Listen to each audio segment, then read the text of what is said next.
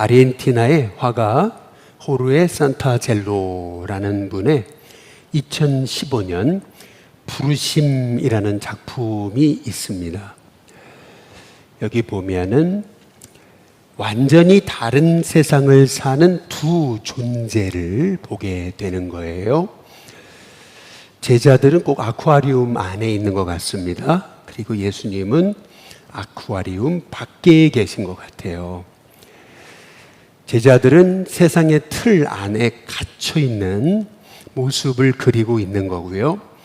예수님은 그 세상 밖에서 제자들을 부르고 계시는 장면인 것입니다. 잘 보시면은 배에 탄 제자들은 오른쪽으로 가고 있어요. 예수님과 평행선을 달리고 있는 거죠. 아무리 그리로 가본들 그 세상 아쿠아리움 안을 벗어나지 못하는 겁니다. 아무리 애쓰고 노력한들 그 세상이라는 한계 안에 머무를 뿐인 거죠. 그 한계 안에서 그렇게 머물고 있는 제자들을 향해서 예수님은 틀 밖에서, 세상 밖에서 사람들을 부르고 계시는 것입니다. 그 세상에서 나오라고 예수님이 지금 손짓하고 계시는 거, 이것이 이 호르헤 산타젤로의 이 2015년 작품, 이 부르심이라고 하는 이 작품이 말하려고 하는 것이죠. 다시 말해 우리가 마태복음의 언어로 함께 나누어 본다면은 예수님의 이 손짓과 예수님의 말씀은 거기서 나와라 라는 말씀이에요. 회개하라. 삶의 방향을 바꿔라. 하나님의 질서 안으로 돌아와라 라고 하는 그러한 말씀인 거죠. 우리 예수님께서는 제자들을 불러서 천국의 시민의 삶은 어떤 것인가, 세상과는 다르다, 복의 개념이 다르다, 정체성이 다르다라고 예수님이 말씀하고 계시는 거죠. 그리고 오늘 함께 읽은 말씀은 이 산상수훈의 아주 핵심을 이루고 있는 굉장히 핵심적인 말씀이 오늘 말씀인 것입니다. 이 말씀으로부터 시작해가지고 이제 5장의 끝에 보시면은 48절에 하늘에 계신 너희 아버지의 온전하심과 같이 너희도 온전하라 라고 그렇게 말씀하고 계시는 것, 그것이 산상수훈의 핵심인 것입니다. 다시 말하면 세상 사람들과 우리 그리스도인은 삶의 방식이 다르다라고 하는 거죠. 그래서 마태복음 5장의 43절에 보면 내 이웃을 사랑하고 원수는 미워하라 하였다는 걸 너희가 들었지만 나는 너에게 이르노니 너희 원수를 사랑하고 너희 박해하는 자를 위하여 기도하라. 이같이 한즉 하늘에 계신 너희 아버지의 아들이 될 것이다. 다시 말해 하나님의 자녀, 천국 시민은 세상 사람들과 삶의 방식이 완전 다르다. 그래서 예수님께서는 하나님의 자녀의 삶, 그것은 하나님의 온전하심처럼 우리도 온전해야 된다라고 말씀하고 계시는 거죠. 어찌 보면 이 제자에게 주셨던 이 말씀은 세상 속에 사는 우리에게 있어서는 굉장히 급진적인 말씀입니다. 아주 레디컬한 그러한 말씀인 거죠. 그래서 본 회퍼는 예수님이 나를 따르라 라고 했을 때 그 의미는 나와 함께 죽으러 가자라는 뜻이다 라고까지 말했던 거죠. 또한 하나님께 복을 구하는 자는 자기 자신의 복수를 포기하는 법이라고까지 말하면서 이런 기도를 드릴 수 있는 분은 오직 예수님 뿐이라고 본 해퍼는 말하기도 했던 것이죠.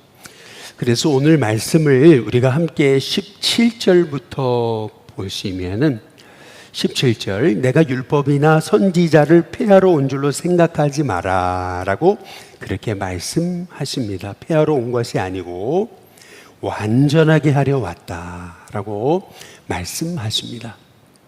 여기서 율법이나 선지자가 의미하는 것은 바로 구약성경 전체를 말하고 있는 것입니다. 성경을 폐하러 온 것이 아니다.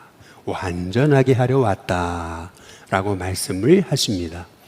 그러면서 18절에 보면 진실로 너에게 이르노니 천지가 없어지기 전에는 율법의 1.1획도 결코 없어지지 아니하고 다 이루리라 라고 이렇게 말씀하고 있습니다. 하나님의 말씀, 하나님의 입에서 나온 말씀, 그것은 하나님의 말씀이기 때문에 1.1획도 절대 사라지지 않는다.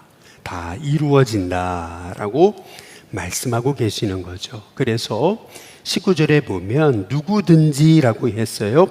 이 말씀 계명 중에 지극히 작은 것 하나라도 버리는 사람 혹은 그같이 사람을 가르치는 자는 천국에서 지극히 작다 일컬음을 받을 것이지만 누구든지 이 말씀을 행하여 가르치는 자는 천국에서 크다고 일컬음을 받을 것이다 라고 그렇게 말씀하고 계십니다. 우리는 오늘 이 말씀, 예수님의 말씀이 무엇을 의미하는지 우리가 분명히 그 핵심을 붙잡을 필요가 있는 것이죠. 예수님이 하시고자 하시는 말씀은 뭐냐 하면은 주님의 제자, 천국 시민으로 산다라고 하는 것은 결국 내 생각으로 사는 사람이 아니죠. 내 가치관, 내 판단으로 사는 사람이 아닙니다. 그래서 예수님은 거기서 나와라. 그 아쿠아리움 같은 그 세상 거기서 나와라. 이리로 나와라. 예수님이 손짓하고 계시는 거죠.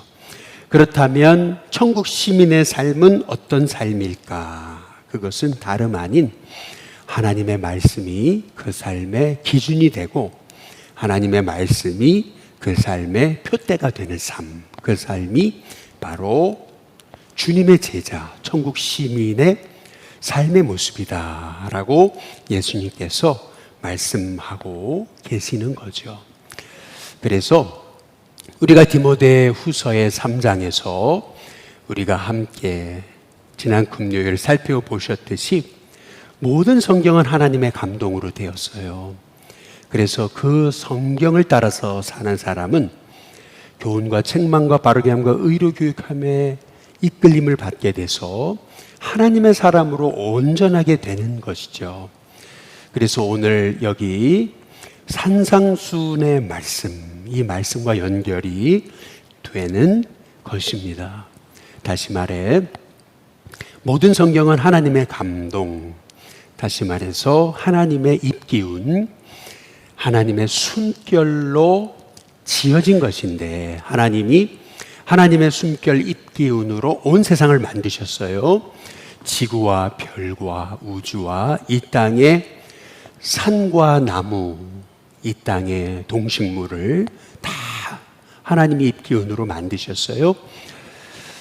마찬가지로 우리도 하나님의 말씀을 내가 하나님의 말씀으로 받기 시작할 때 우리의 가슴 속에 하나님의 입기운이 불어 닥치는 거죠. 하나님의 숨결이 불어오는 것입니다. 그래서 우리 안에 이게 스며들기 시작하면서 우리의 인생도 완전히 새로운 하나님의 복된 인생으로 창조가 되어지기 시작하는 것이죠. 그래서 천국 시민의 세상과 다른 삶의 비결, 그것은 어디 있는 거냐면 다름 아닌 하나님의 말씀을 쫓아 사는 사람이다. 그 하나님의 말씀, 그 하나님의 말씀은 내가 나의 삶에 유익하고 좋아하는 것만 취사 선택하는 것이 아니고 모든 하나님의 말씀을 내 인생의 표대와 기준으로 삼는 삶, 그것이 다름 아닌 천국 시민의 삶이다 라고 하는 것을 말씀하고 계시는 거죠.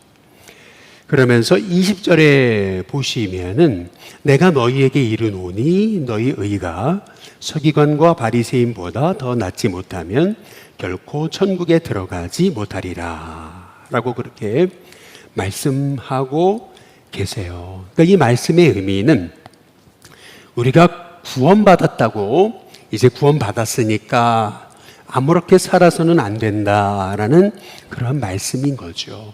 값비싼 구원의 은혜를 받았습니다. 그렇다면 더욱 하나님의 자녀다운 합당한 삶을 살아야 된다라고 하는 말씀인 거죠. 여기에서 예수님이 너희 의가 이렇게 말씀하고 계세요. 이 의라고 하는 단어는 관계의 개념인 것입니다. 의라고 하는 한자도 나자에 양양자가 있는 것이 의이잖아요. 나가 밑에 있고 양이 위에 있잖아요. 다시 말하면 나 대신 예수님이 십자가에 죽어 피 흘려서 내가 의롭게 된 거라는 거죠.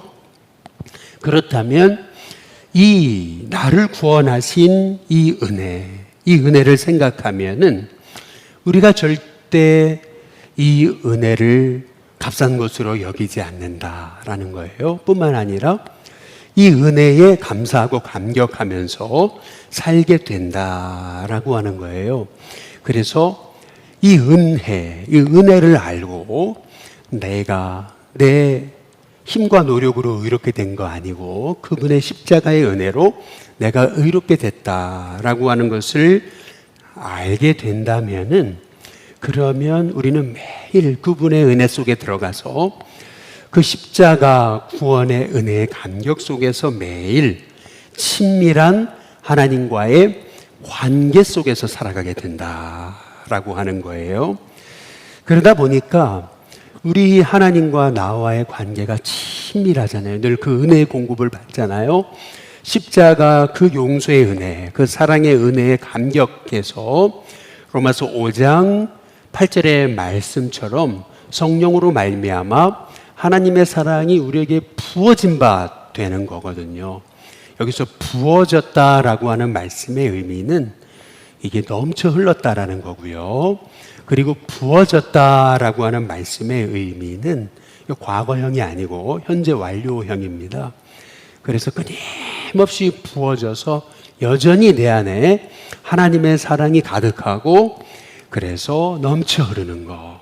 그래서 이것이 하나님의 사랑이 우리 마음에 부음받음이니라고 하는 말씀의 의미인 것이죠. 그래서 내가 그 하나님의 십자가의 은혜, 그 의의 관계 속에서 우리가 충만한 은혜 속에서 살아가게 된다면은 우리의 의는 결단코 이 서기관과 바리새인보다 못할 수가 없다라고 하는 것을 우리가 기억해야 한다라고 하는 거죠.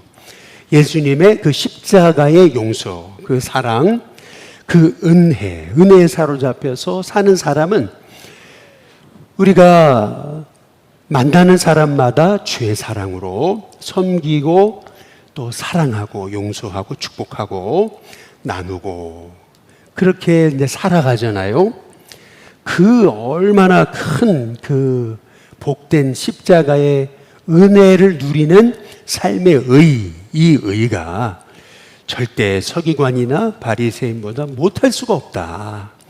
우리가 기억할 필요가 있다라고 하는 것입니다. 그래서 그 십자가의 은혜 안에 사로잡혀서 우리 예수님과 충만한 그 관계 속에서 그 십자가의 은혜, 하나님의 의를 그 누리는 사람은 여기 21절부터 보시면은 절대 미움에 사로잡힐 수 없다라고 하는 것을 우리가 이제 깨닫게 돼요. 21절에 보면 옛사람에게 말한 바 살인하지 말라 누구든지 살인하면 심판을 받게 되리라 하였다는 것을 너희가 들었으나 나는 너희에게 이르노니 형제에게 노하는 자마다 심판을 받게 되고 형제를 대하여 나가라 하는 자는 공회에 잡혀가게 되고 미련한 놈이라 하는 자는 지옥불에 들어가게 되리라. 여기서 라가라고 하는 말은 무가치한 놈이라고 하는 그러한 뜻인 거죠. 우리가 하나님의 형상대로 우리가 창조되었고, 그래서 이 십자가의 은혜로 우리가 구원받았다는 것을 우리가 알게 되면은요, 절대 우리의 언어가 이렇게 폭력적이 되기가 어렵다라고 하는 것을 우리가 볼 수가 있는 것입니다. 그래서 항상 우리의 믿음의 생활은 하나님과 나와의 그 십자가의 은혜, 그 관계 속에 우리가 늘 우리가 있어야 된다라고 하는 사실을 우리가 깨달아 알아야 된다라고 하는 거죠. 그래서 23절에 보면은 예물을 제단에 드리려다가 거기서 내 형제에게 원망 들을 만한 일이 있는 것이 생각나거든 예물을 제단 앞에 두고 먼저 가서 형제와 화목하고 그 후에 와서 예물을 드려라 라고 이렇게 말씀하고 계세요. 진짜 하나님의 은혜의 관계 속에 있는 사람은요, 예배가 형식이 아니라는 거죠. 그냥 예배가 형식이라서 와서 그냥 마음은 딴 데 있고 그냥 복만 달라고 구하는 그러한 세상의 어떤 미신, 어떤 그런 우상숭배와 같지 않다라는 거예요. 정말 하나님과 나와의 그 친밀한 관계 속에 있는 사람은 그 마음 속에 예배를 드리러 가다가 이게 하나님 기뻐하시지 않는 거다라고 하면은 빨리 돌이켜가지고 형제와 화해하고 그리고 돌아와서 예배 드리는 사람이다 라고 하는 것을 알 수가 있는 것이죠. 오늘 우리가 이 말씀을 통해서 우리가 깨닫게 되는 것은 뭐냐 하면은 결국에는 우리의 믿음 생활이란 다른 것이 아니고 하나님의 말씀, 그 모든 말씀이 하나님이 나에게 주시는 음성으로 받는 것, 그것이 우리 천국 시민이 살아가야 될 가장 기초다라고 하는 것을 알 수가 있습니다. 그런데 내 힘으로는 그 말씀을 다 살아낼 수가 없잖아요. 그 말씀을 살아내는 비결, 그것은 어디 있는 거냐면 그 하나님의 십자가의 은혜, 하나님과 나와의 그 친밀한 은혜의 관계 속에서 끊임없이 그 은혜 속에서 우리가 은혜를 먹고 우리가 살게 되면은요, 우리의 속사람이 완전히 바뀌게 되고 그러면서 우리의 삶 자체가 천국 시민다운 삶을 살게 되더라라고 하는 것을 우리가 보게 되는 거죠. 저 보르네오의 사라왁이라고 하는 지역에 가서 선교하면서 아주 충격받았던 것은 그곳은 서로 원수지고 그리고 미워하게 되거나 조금 서로에게 해를 끼치면은 창을 들어서 쫓아가서 죽이는 그러한 곳이 바로 그곳 지역이었는데, 어떻게 그 지역 사람들이 너무 천사같이 다 그렇게 옛날 방식을 버리고 서로 죽이고 했던 그러한 문화가 다 사라지고 그 정글 완전 오지 곳곳마다 교회가 없는 곳이 없고 또 그 지역 사람들이 모여서 예배 드리는데 얼마나 그렇게 꼭 어린아이처럼 순진하게 그 썩은 이를 그렇게 다 드러내면서 예배 드리든지, 저는 거기에서 이게 복음의 능력이구나 라고 하는 사실을 깨닫게 된 것이죠. 어떤 그 권사님 한 분이 그런 얘기를 해요. 전에는 자기가 자기 돈밖에 몰랐대요. 그래서 그 돈만 움켜쥐고 이렇게 살았는데 어느 날 보니까 하나님 다 걷어가시더래요. 다 걷어가시더래요. 그래서 이거 내 거 아니구나 깨닫고서 그때부터 가진 건 없지만 작은 것을 이웃과 나누기를 시작해 봤대요. 그랬더니 그 나누는 기쁨 있잖아요. 그 주는 기쁨 있잖아요. 이 주는 기쁨이 움켜쥐고 끌어안고 나 혼자만 먹던 그런 것과는 차원이 다른 삶이구나. 그래서 나도 살기 어렵고 먹고 사는 데 힘들지만 그러나 작은 거 있으면 나누기를 힘쓰는데 그 기쁨 알잖아요, 목사님. 너무 기쁘고 행복해요, 목사님. 그 기쁨 아시죠? 이제 저한테 그렇게 얘기를 하시는데, 야, 그래, 맞아. 우리 예수님과 바로 나와의 그 은혜의 관계 있잖아요. 어떻게 나 같은 자가, 야, 주님의 은혜로 용서받을 수 있었을까? 그 은혜를 생각하게 되면은요, 우리가 어찌 그 주님의 말씀, 취사 선택해가지고 내 입맛에 맞는 것만 먹는 편식주의자가 될 수 있을까? 오히려 주님의 말씀이라면 내가 그 말씀대로 다 행하려고 몸부림치는 사람, 바로 그 사람이 천국 시민의 삶인 것을 오늘 말씀을 통해서 우리가 깨닫게 되는 거죠. 우리가 섬기는 하나님은 온전하신 하나님이시잖아요. 거룩한 하나님이시잖아요. 마찬가지로 우리도 그 거룩을 닮아가야 된다. 이것이 예수님이 말씀하시는 이 산상수훈의 결론인 거예요. 우리 하나님은 의인에게만 비를 내리시는 분이 아니고 악인에게도 비를 내리시는 분이고, 의인에게만 햇빛을 주시는 분이 아니고 악인에게도 햇빛을 주시는 분이라는 거예요.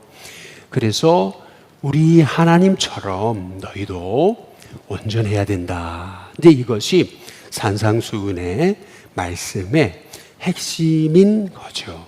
그래서 우리는 세상 사람의 방식과는 다른 삶이에요. 이제는 내 생각대로 살지 않아요. 말씀에 이끌림을 받아요.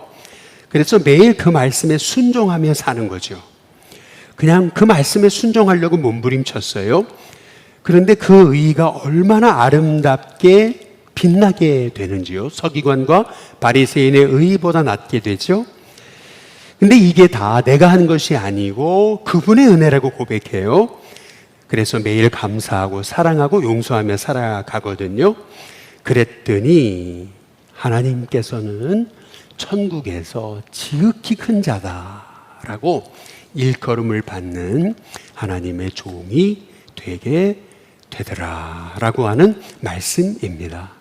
오늘 우리 예수님이 말씀하신 이 천국, 이 비밀, 하나님 나라의 이 시민다운 삶, 그 삶이 저와 여러분의 삶이 되셔서 우리 하나님의 온전하심처럼 우리도 온전함으로 천국에서 지극히 크다 일컬음을 받는 저와 여러분이 다 되시기를 주님의 이름으로 축복합니다.